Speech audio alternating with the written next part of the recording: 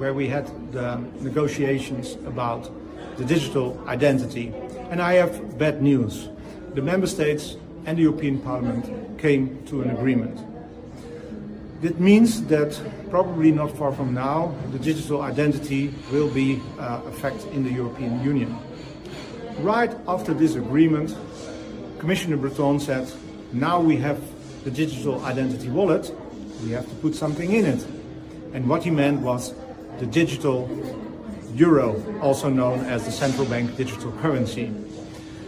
And this is a very bad development. They always promise us not to make this connection.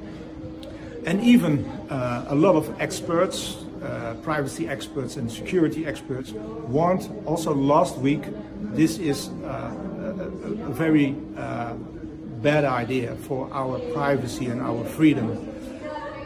And still, this digital identity is pushed through.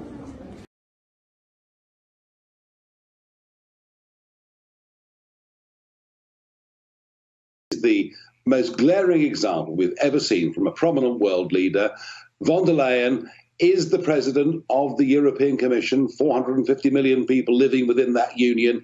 Oh, and by the way, she's unelected, she's appointed, and here she is brazenly saying we need a digital ID card or app on our phones. Now, bear in mind, France and Germany are trialling this already.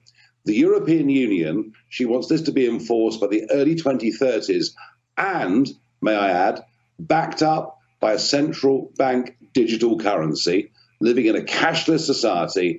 And now she wants the whole thing to go global. Can you imagine?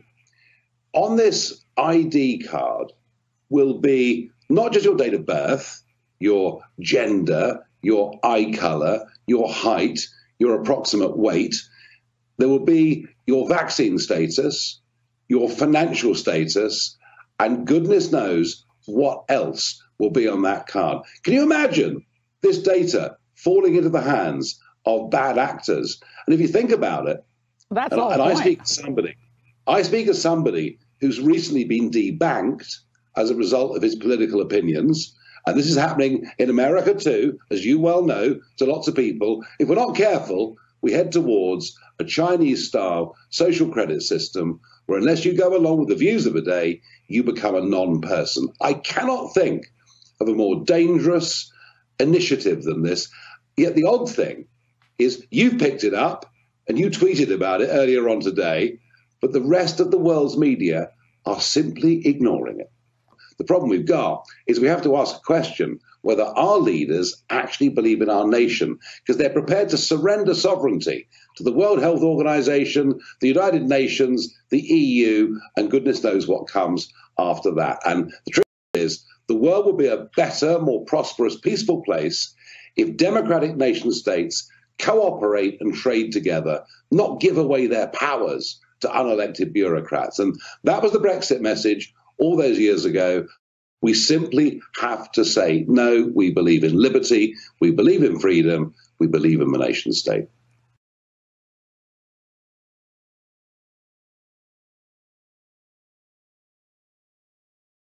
Life is about to change for every Australian. As much as Senator Gallagher seeks to downplay the significance of introducing one central digital identifier for each and every Australian, the reality is this is the most significant legislation I've seen in my time in the Senate. It's the glue that holds together the digital control agenda by which every Australian will be controlled, corralled, exploited and then gagged when they speak or act in opposition. This bill will be misused because this bill is written to be misused. The government knows digital ID will be compulsory by the device of preventing access to government services, banking services, air travel and major purchases for any Australian who does not have a digital ID. The digital ID will in effect create a live data file of your movements, purchases, accounts and associates containing reference to every piece of data being held in the private and government sector as a first step in a wider agenda. Google, Facebook and other tech giants have been building huge data files on every Australian for years. those huge data files containing every website you visited, every post you made on their social media, everything you have ever bought online, and the keywords scanned from conversations overheard by Siri and Alexa in your home are now unmasked. Until now, that data was anonymised using a unique identifier, rather than name and address, which has always been there as well. However, tech companies were not allowed to use it or to share data with others that included the person's name and address. Until now. Look for the tech giants to ask for your digital ID as a requirement of using their service. The point of that exercise is to ensure they put the right name on the right data treasure trove. It's not just the tech giants into the data gold rush. Those reward cards you scan at the checkout have included terms and conditions to allow Coles and Woolies to make a record of every purchase you have made for years. Those listening at home may be wondering how an individual could avoid being drawn into this net of data, trading and surveillance. The simple answer is you can't. This Labor government has already passed the Identity Verification Services Bill, which makes it legal for everyday Australians, photo or video likeness, to be used to verify that person against a database containing their biometric data. Biometric data simply means a digital representation of your face that allows for instantaneous electronic matching. As soon as that bill passed, the first thing the government did, just days later, was to send an email out to people with a MyGov ID to update their MyGov record by providing a facial scan on their phone. Yes, that really happened. This is what these people are doing to you. This is not voluntary. 10 million Australians have a MyGov ID. Most of those were forced into it to access Centrelink benefits. Cruel. There are another 2 million Australians who are forced to get a MyGov ID to register as a company director, despite the director identity enabling legislation not even mentioning MyGov, but the government did it anyway. The database the government is using for data surveillance is the National Driver's Licence Database, which has 17 million records of everyone who has or has had a driver's licence. This government doesn't need an excuse to further digital control for everyday Australians. Socialists love control. Socialism needs control. For socialism to exist, there must be control. The government knows control will be used by government to identify people who say mean things on social media to speed up enforcement of our new laws against saying home truths to crazy or dishonest people. No hiding behind anonymous accounts or false addresses. You can expect a knock on your door at home, work or school, as we're seeing happening in other countries with digital identity already in place. Only by being able to keep tabs on citizens 24/7 can the government possibly hope to introduce the wealth heist they have planned.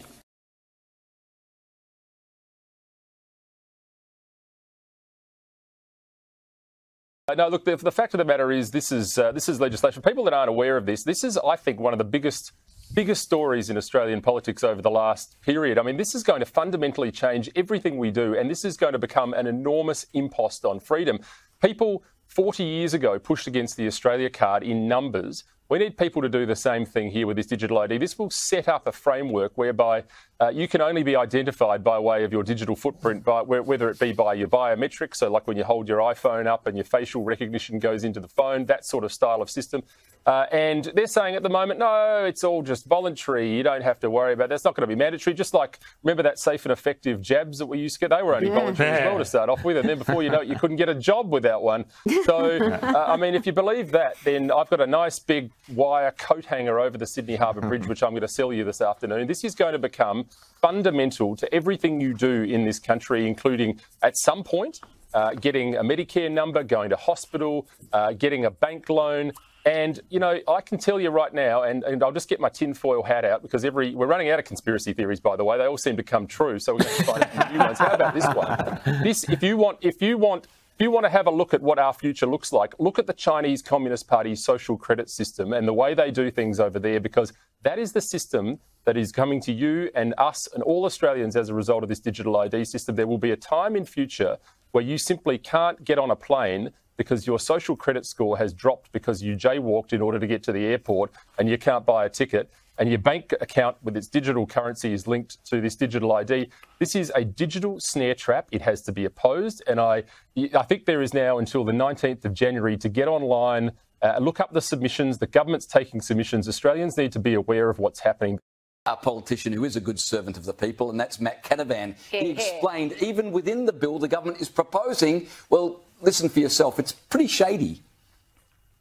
Well, now they're saying a digital ID is voluntary. You should be very careful about the weasel words used by politicians in their own bill. In Section 74 of their own bill, it does say that this can't be used to you can't use a digital ID to make people access a service. And then later on, in Section 75, subsection 4, it actually says the minister can exempt people from that requirement if it is, wait for it, appropriate to do so. That's it, appropriate to do so. So when the government said it won't be compulsory, we know it'll be compulsory. And it bears mentioning this would be the closest thing to a social credit score, right? Because that would have every speeding fine you've ever had, that time you jaywalked, you might have sworn at a police officer once or twice, didn't pay that credit card bill on time July 3 years ago. This would have absolutely everything on you. No government deserves that kind of data. We are private citizens, literally, sod off. It is none of your business. And the fact that, as you just explained it, Caleb, and yet they're trying to package that as this is for your safety. We're going to keep your data safe. If the government was concerned about our safety, they'd be saying, we are not going to do this to protect this is the last thing we're going to do. But of course, all the apparatus here is being set up for not just the convenience in terms of your identification, but down the track, we've got central bank digital currency. You put all of that together and you really end up with something quite pernicious, as we saw during the pandemic in Canada, for instance, where if you protested against the government, you then ended up with your bank account being frozen. So this is not sort of, you know, conspiracy stuff. This is things that we've seen happen in real time very recently. And for Australia to be going down the same road and for politicians to be lying about it and then shutting down discussion is just unacceptable. Of course.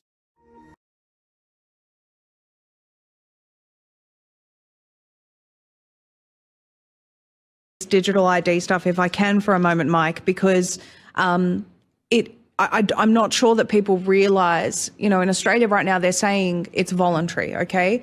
But this legislation passed on a Friday, and on Monday an electrician reported that he went to renew his licence and they told him that he could not do it without a digital ID. the next business day, you know? So this is how they're going to enforce it. And so he did push back, mind you, and he said this is voluntary. The government says it's voluntary. And in fact, the bill, the legislation says it's voluntary. And I've shared that with all of my Australian audience so that they have it, so they can push back. But in the meantime, while he was arguing, he wasn't allowed to work. Right. So he lost income in that argument. And so this is how they're going to do it in the US as well. You know, we have right now in Australia telecommunications companies pushing you, banks pushing you to get your digital ID. And so slowly, people will take it up because they're stupid until it gets to the point where people are told, OK, now you can't function without this. Right. When I've read the Remaking the World Towards an Age of Global Enlightenment UN documents, the AI World Society, the Biodigital Convergence documents, when you read all of these futuristic plans for the Internet of Everything, this is the kind of thing that they describe. They describe a future where you're essentially self-policing because your neighbor will know and see everything about you and your behavior. And so, like China, where, you know, you get an alert if there's a naughty person who ate too much beef this week nearby, you know, the same sort of system, all as part of the Internet of Everything. Also concerned, though, and this is a conundrum, it's like, if you don't allow anonymity, you have to have verified ID. But if you have digitally verified ID, then you run into the problems of digitally verified ID, you know, and they're running down that road in China now. So in China, for example, God, this is going to happen here, I think, too, although maybe people will fight it.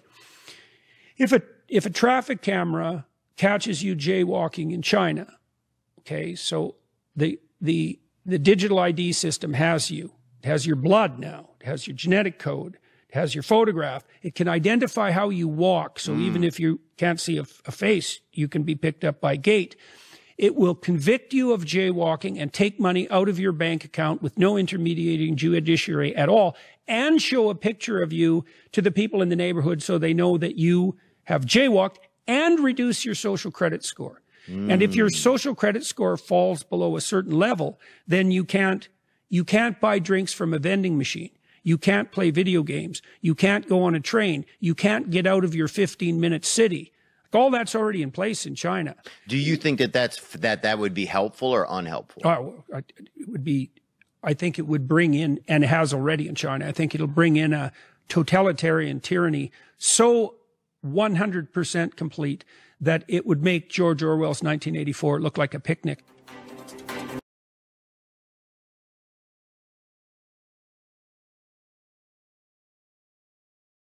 Wenn eine Website uns auffordert, eine neue digitale Identität zu erstellen oder uns bequem über eine große Plattform anzumelden, haben wir in Wirklichkeit keine Ahnung, was eigentlich mit unseren Daten passiert. Und aus diesem Grund wird die Kommission demnächst eine sichere europäische digitale Identität vorschlagen. Eine, der wir vertrauen und die Bürgerinnen und Bürger überall in Europa nutzen können, um alles zu tun, vom Steuerzahlen bis zum Fahrradmieten. Eine Technologie, bei der wir selbst kontrollieren können, welche Daten ausgetauscht und wie sie verwendet werden.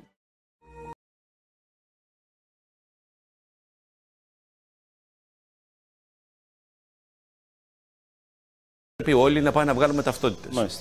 Γιατί μας πιέζουν, θέλω να σας πω, οι Αμερικάνοι. Έχουμε μηνύματα καθημερινά από την Αμερικανική Πρεσβεία και από το Αμερικανικό Υπουργείο Εξωτερικών να βγάλουμε όλοι οι Έλληνες ταυτότητα για να μπορούμε να ταξιδεύουμε στις Ηνωμένες Πολιτείες και ανά τον κόσμο χωρίς κανένα πρόβλημα ασφάλειας εγγράφου. Δέχομαι μηνύματα καθημερινά από την Αμερικανική Πρεσβεία και από το Αμερικανικό Υπουργείο Εξωτερικών να βγάλουμε όλοι οι Έλληνες ταυτότητα για να μπορούμε να ταξιδεύουμε στις Ηνωμένες Πολιτείες και ανά τον κόσμο χωρίς κανένα πρόβλημα ασφάλειας εγγράφου.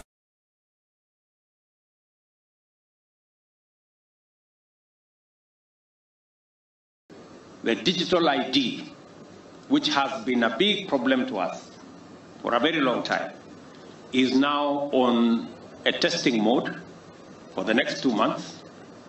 I have been assured by all the stakeholders, led by the ministries concerned, that by December, we will be able to launch digital ID, where every Kenyan don't have to carry any paper, plastic or otherwise, as an ID, that they should be able to be identified digitally using their iris or their fingerprints, and we can transact without the necessity of people struggling to identify who they are. And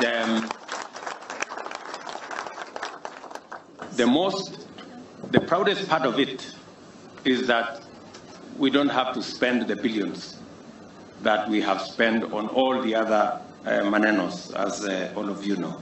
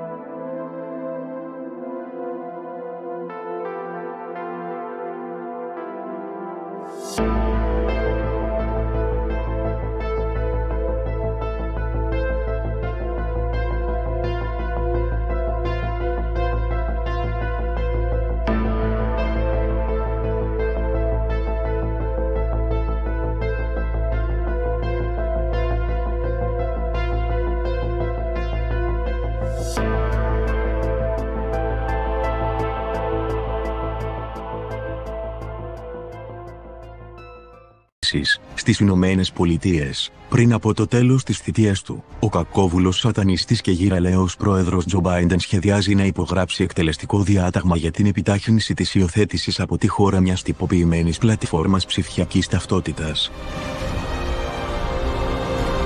Το πρόγραμμα είναι προαιρετικό, αλλά για να έχουν πρόσβαση σε υπηρεσίες υγείας, να ανανεώσουν την άδεια οδήγησης ή να έχουν πρόσβαση σε διαδικτυακές πύλες δημόσιων υπηρεσιών, οι χρηστές θα πρέπει να συμφωνήσουν να συμμετάσχουν. Διαφορετικά, δεν θα τους επιτρέπεται να έχουν πρόσβαση σε οτιδήποτε ελέγχεται από την κυβέρνηση. Ο Αμερικανός και πρώην καθηγητής πανεπιστημίου Μάικλ Ρέκτενβαλντ, PhD, συγγραφέας του βιβλίου «Η Μεγάλη Επανακίνηση και ο Αγώνας για την Ελευθερία», ξετυλίγοντας την παγκόσμια ατζέντα, προειδοποίησε ότι η ψηφιακή ταυτότητα δεν είναι απλώς μία νέα, πυροβολική και ελαφριά μορφή ταυτοποίησης. Αντίθετα, αναφέρεται σε μια συλλογή δεδομένων που καθορίζει ποιοι είμαστε, συμπεριλαμβανομένου του τι κάνουμε τόσο online όσο και offline, και όλα αυτά για να μας ελέγχουν. Αλλά επειδή η ανθρωπότητα είναι τόσο κοιμισμένη και διασπασμένη, θα φανεί σαν μια καλή ιδέα σε πολλούς, παρά σαν η αρχή της υποδούλωσής μας. Από την άλλη πλευρά, ξεδιάντροπα, ο πρώην πρωθυπουργός της Βρετανίας, ο διεφθαρμένος παιδόφιλος Τόνι Μπλερ, μαριονέτα των ελίτ, διέταξε τη νέα κυβέρνηση των εργατικών να θέσει ως προτεραιότητα την επίγουσα εφαρμογή της ψηφιακής ταυτότητας στο Ηνωμένο Βασίλειο, για να πατάξει τη διαφωνία και την αντικαθεστωτική συμπεριφορά. Ο πρώην πρωθυπουργός ήθελε απεγνωσμένα να εφαρμόσει ένα σύστημα ψηφιακής ταυτότητας κατά τη διάρκεια της θητείας του. Ωστόσο, το τινό αίσθημα κατά του συστήματος αποδείχθηκε αδύνατο να επηρεαστεί. Αλλά τώρα που ο λαός δεν κάνει τίποτα και ξεσηκώνεται σε μαζικές διαμαρτυρίες, θα επιβάλλει τα δρακόντια μέτρα του, χωρίς να γίνει αντιληπτό. Ομοίως, η τράπεζα JP Morgan Chase έχει προγραμματίσει βιομετρικές πληρωμές έως το 2025. Αυτό θα επιτρέψει αγορές χωρίς μετρητά και πιστωτικές κάρτες. Το μόνο που θα πρέπει να κάνετε είναι να συμφωνήσετε να σαρώνονται οι παλάμες ή το πρόσωπό σας κατά την είσοδό σας στο κατάστημα. Επίσης, η Visa παρουσίασε την τεχνολογία πληρωμών με παλάμη. Και θα το κάνει μέσω νανοτατουάζ, ένα είδος τσιπ που δεν χρειάζεται εμφυτεύματα ή εξωτερικές πηγές ενέργειας. Καθώς λαμβάνει και δημιουργεί σύνδεση με το smartphone, με την Ατζέντα 2030. Το WEF σχεδιάζει να κάνει τους πάντες ευτυχισμένους χωρίς ιδιωτική ιδιοκτησία, όπου οι ζωικές σκέψεις τους θα ελέγχονται και θα χειραγωγούνται λεπτομερώς. Και αν τα δεχτούμε όλα αυτά, θα γίνουμε ένα ελεγχόμενο προϊόν βιοτεχνολογίας για την εγκληματική ελίτ της εξουσίας, το οποίο μπορεί να απενεργοποιηθεί με το πάτημα ενός κουμπιού, αν δεν είναι πλέον χρήσιμο. Η ανάπτυξη για την παρακολούθηση, την προώθηση και τη διατήρηση της υγείας σας κινείται προς την ίδια κατεύθυνση. Και θα είναι δυνατόν να αποδράσετε από μια βιομετρική ψηφιακή φυλακή. Η προπαγάνδα υπέρ των φαινομενικά θετικών εφαρμογών αυτών των ψηφιακών βιομετρικών τεχνολογιών είναι υποκριτική και μια παγίδα από την οποία δεν θα μπορέσουμε να ξεφύγουμε.